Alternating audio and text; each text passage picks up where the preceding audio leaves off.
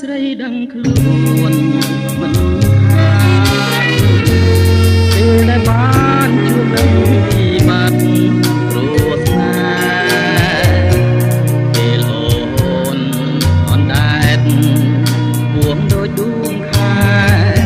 នឹកថាក្តីស្នេហ៍អូនបានសងសឹកមានថ្ងៃស្រីនឹកស្ដាយ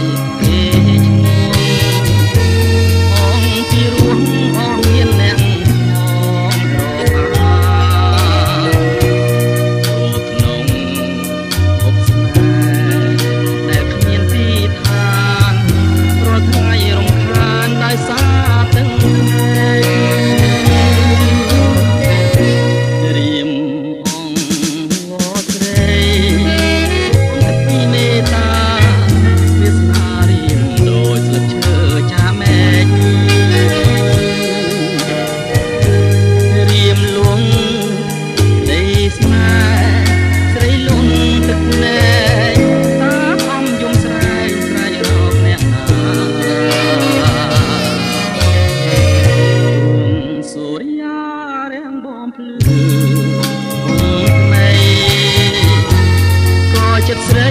នៅមិនអស់ក្តីប្រាថ្នាព្រោះចិត្តវងវែងដោយកាមតណ្ហា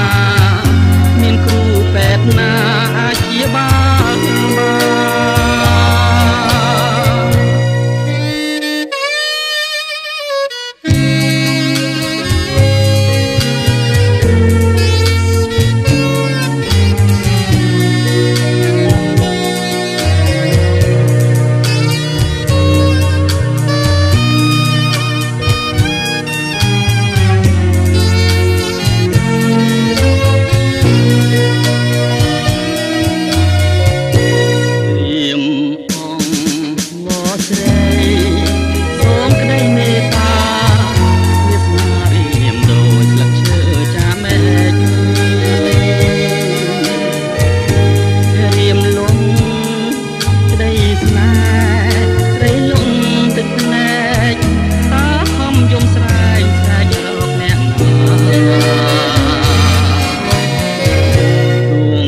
សូរិយារាំងបំភ្លឺថ្មី